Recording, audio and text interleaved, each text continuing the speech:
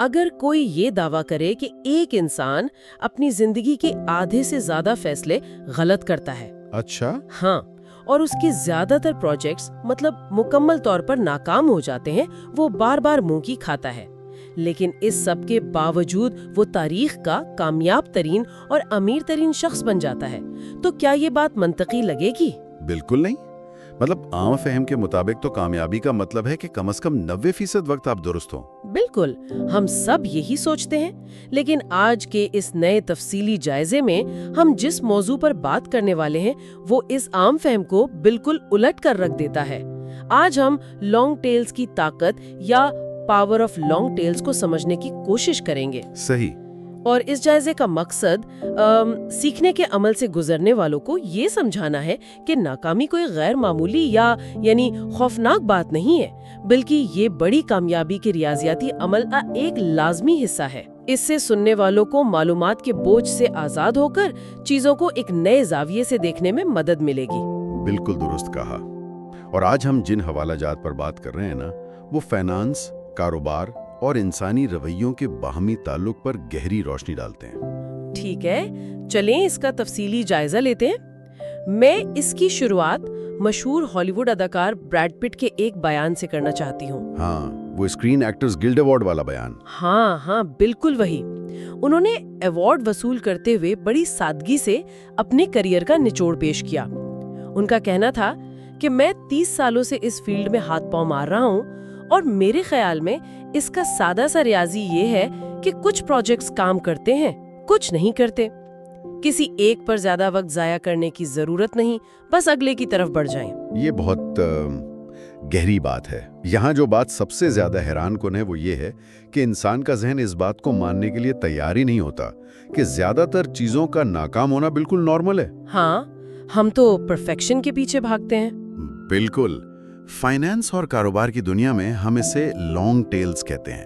دیکھیں، اگر نتائج کی تقسیم کا ایک گراف بنایا جائے نا، تو یہ ٹیلز اس گراف کا وہ انتہائی دور دراز سرا ہوتی ہیں جہاں چند واقعات تمام تر نتائج کا تعین کرتے ہیں۔ یعنی وہ 1% جو باقی 99% پر بھاری پڑتا ہے۔ 100% درست۔ انسان کے لیے یہ ہضم کرنا مشکل ہے کہ کوئی زیادہ تر وقت غلط ہو کر بھی بے تحاشا دولت کیسے کما سکتا ہے۔ اور یہی وہ منطقی ربط ہے جو مجھے بریڈ پٹ کے بیان سے نکال کر تاریخی دنیا کی ایک اور حیرت انگیز کہانی کی طرف لے جاتا ہے، ہائنز برگروین کی کہانی۔ ہاں، وہ مشہور آرٹ ڈیلر۔ بالکل، وہ 1936 میں نازی جرمنی سے بھاگ کر آیا تھا۔ اس نے ادب پڑھا اور جوانی میں کوئی ایسی خاص بات نہیں تھی کہ لوگ اسے جینیس سمجھتے، لیکن 1990 کی دہائی تک وہ تاریخ کا کامیاب ترین آرٹ ڈیلر بن چکا تھا۔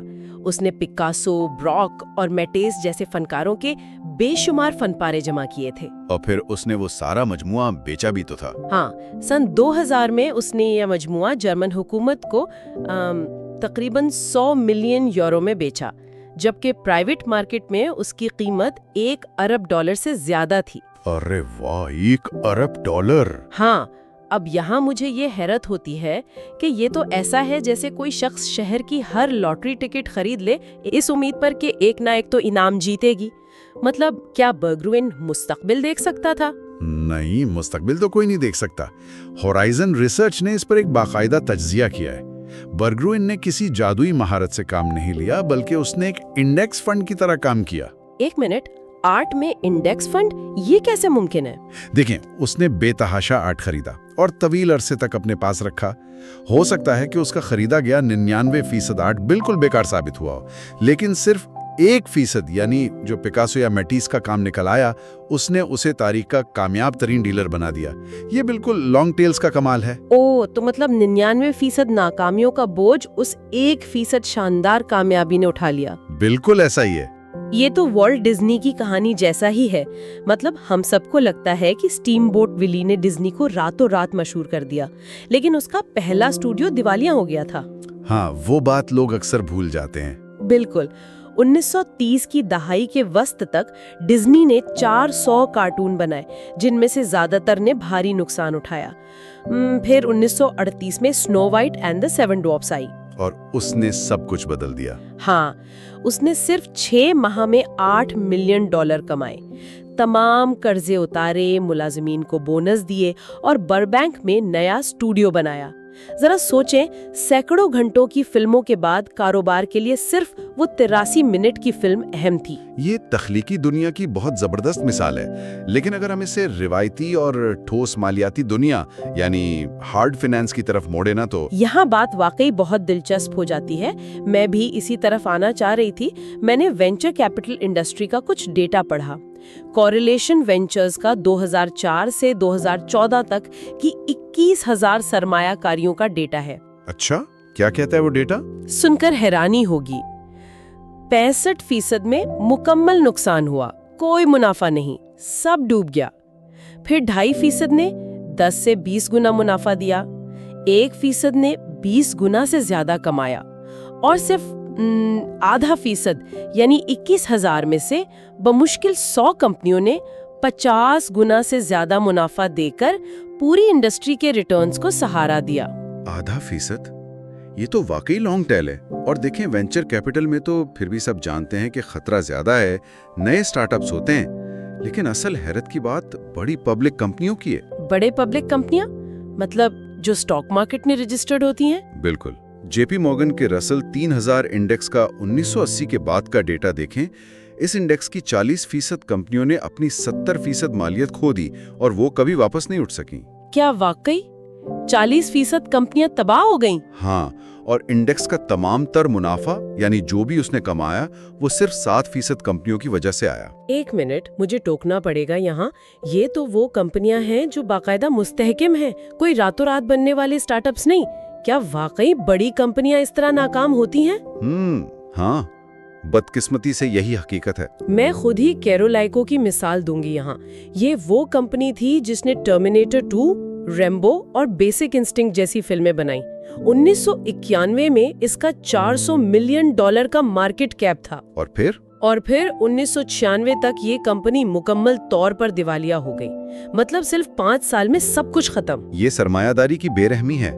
अगर हम खौफनाक नुकसानात का चार्ट देखें ना, तो टेक्नोलॉजी में 57% कंपनियां मुकम्मल तबाह हुई, टेलीकॉम में 51%, तवानाई में 47% और यहाँ तक कि यूटिलिटीज यानी पानी बिजली के शोबे में भी 13% कंपनियां खत्म हुई। अरे बाप रे, यूटिलिटीज में भी? ये तो महफूज तरीन शोबा समझा जाता है। बिल्कुल, लेकिन अगर हम इस बात को वसी तनाजुर में देखें तो इस सब के बावजूद रुसल 3000 इंडेक्स ने 1980 से अब तक 73 गुना से ज्यादा मुनाफा दिया है। इतनी तबाही के बावजूद 73 गुना मुनाफा? हाँ, यही तो लॉन्ग टेल्स हैं।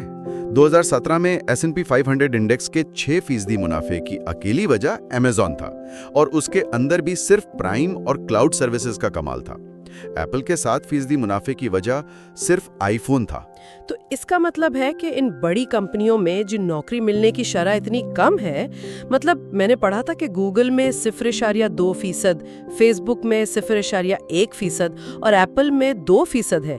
ये इसी वजह से है ना, क्योंकि वो लोग टेल इवेंट्स पर काम कर रहे हैं। बिल्कुल सही पकड़ा आपने। वो टेल टैलेंट ढूंढ रहे हैं टेल इवेंट्स के लिए। तो इस सब का असल मतलब क्या है? मतलब अगर पब्लिक कंपनियां और बड़े सरमायाकार इस हद तक नाकाम होते हैं तो दुनिया उनको इतना कामयाब क्यों समझती है? या हमारे जहन का कौन सा धोखा है? हम कामयाब शख्सियात को देखने के अंदाज में गलती करते हैं। इंसान का दिमाग सिर्फ हतमी नतीजा देखता है, चमकती हुई ट्रॉफी देखता है, उसके पीछे छुपी नाकामियां नहीं। हाँ, जैसे मशहूर कॉमेडियन क्रिस रॉक। बिल्कुल, बताएं उनके बारे में। हम सब नेटफ्लिक्स पर उसका बेहतरीन शो देखते हैं और हंसते हैं, लेकिन हम ये नहीं देखते कि उसने न्यू ब्रंसविक के स्ट्रेस फैक्ट्री जैसे छोटे क्लबों में 40-50 शोज करके अपने खराब लतीफों की छांटी की। उसने सैकड़ों नाकाम कोशिशों के बाद वो बेहतरीन टेल लतीफे चुने। जबरदस्त मिसाल है। और यही माइंडसेट बड़ी कंपनियों के सीईओज का भी है। अमेज़न के जेफ बेजोस को ही ले लें। जब उनका फायर फोन बुरी तरह नाकाम हुआ ना, तो उसने माफी मांगने के बजाय कहा कि वो इससे भी बड़ी नाकामियों पर काम कर रहे हैं जो फायर फोन को एक मामूली हिचकी साबित कर देंगी। क्या वाकई उसने इतने बड़े नुकसान पर ये कहा? हाँ, क्योंकि वो जानते हैं कि एक बड़ा हिट इवेंट सारे नुकसानात पूरे कर देगा। नेटफ्लिक्स के रेड हेस्टिंग्स ने भी एक बार कहा था कि हमारी हिट होने की शरह बहुत ज्यादा है, हमें मजीद खतरात मोड़ लेने चाहिए और हमारे शोज के कैंसिल होने की शरह इससे भी ज्यादा होनी चाहिए। यानी वो जानबूझकर फेल होने के लिए तैयार हैं। ये तो वॉरेन बफेट वाली बात हो गई। बफेट ने अपनी जिंदगी में 400 से 500 स्टॉक्स खरीदे, लेकिन सारी दौलत सिर्फ 10 से कमाई। और पीटर लंच ने भी तो कहा था ना कि एक बेहतरीन सरमायाकार 10 में से सिर्फ 6 बार ठीक होता है, 4 बार तो वो भी गलत होता है। बिल्कुल। और जॉर्ज सोरोस की वो बात मुझे बहुत याद आ रही है कि ये अहम नहीं कि आप सही हैं या गलत, अहम ये है कि जब आप सही हों तो कितना पैसा कमाते हैं और जब गलत हों तो कितना नुकसान उठाते हैं। बिल्कुल, यही असल निचोड़ है।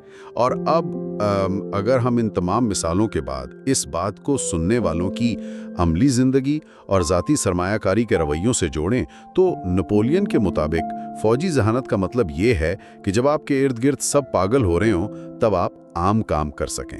वाह। सरमायाकारी का भी यही उसूल है। ज्यादातर मशूरे इस बारे में होते हैं कि आज क्या करना है, जबकि हकीकत में आज इतना अहम नहीं होता, तवील मुद्दती रवैया अहम होता है। इस पर मेरे पास एक बहुत हैरान अंगेज मिसाल है। 1900 से लेकर 2019 तक हर माह $1 की बचत की फर्जी कहानी है। अच्छा, बताएं। 3 किरदार है। एक का नाम है सू, जो हर माह $1 मुसलसल लगाती रही, चाहे मौशी मंदी हो या कुछ भी हो। दूसरा है जिम, जो मंदी के वक्त डर कर अपना पैसा निकाल लेता और कैश में रख लेता और बाद में वापस लगाता। और तीसरा है टॉम, जो मंदी शुरू होने के 6 महीने बाद मार्केट से निकलता और खत्म होने के 6 महीने बाद वापस आता। तो जाहिर है जिम या टॉम ने ज्यादा समझदारी दिखाई तो उनके पैसे ज्यादा बने होंगे। यही तो धोखा है। नतीजे में 2019 में सू के पास $4,35,551 बने, जबकि जिम के पास सिर्फ $2,57,000 और टॉम के पास $2,34,000। अरे वाह, सू इतने बड़े मार्जिन से जीत गई। बिल्कुल। और क्यों? क्योंकि 1190 महीनों में से, मतलब जो 1428 महीने बनते हैं टोटल, उनमें से सिर्फ 300 के करीब मंदी के थे। सू ने सिर्फ उन 22% औकात में अपना दिमाग ठंडा रखा जब बाकी सब खौफजदा थे। ये तो पायलट्स की उस पुरानी कहावत की तरह है ना कि उनकी नौकरी घंटों की बोरियत पर मुश्तमिल है, जिसके बीच में कुछ लम्हात शदीद खौफ के आते हैं। बिल्कुल यही बात है। सरमायाकारी में भी देखें, 2000 से 2008 तक के रवैये से ज्यादा 2008 के आखिर और 2009 की शुरुआत के चंद महीनों के रवैये ने पूरी जिंदगी के मुनाफे का फैसला कर दिया। तो हमने इस तफसीली जायजे के इख्तिताम पर क्या सीखा? लॉन्ग टेल्स के उसूल को अपनाने का मतलब यानी ये कबूल करना है कि चीज़ों का गलत होना, टूटना या नाकाम होना एक आम सी बात है। बिल्कुल। चाहे इंसान सरमायाकार हो, कारोबारी रहनुमा हो या अपनी फील्ड में अच्छा कारकुन, वो कई बार गलत होगा। और दर हकीकत यही तरीका है उन चंद फैसलों तक पहुंचने का जो तारीख बदल देते हैं। जैसे हमारी कहकशां में 100 अरब सियारे हैं, लेकिन सिर्फ एक पर शऊर वाली जिंदगी है। ये बजाते खुद एक बहुत बड़ी लॉन्ग टेल का नतीजा है। सही बात है।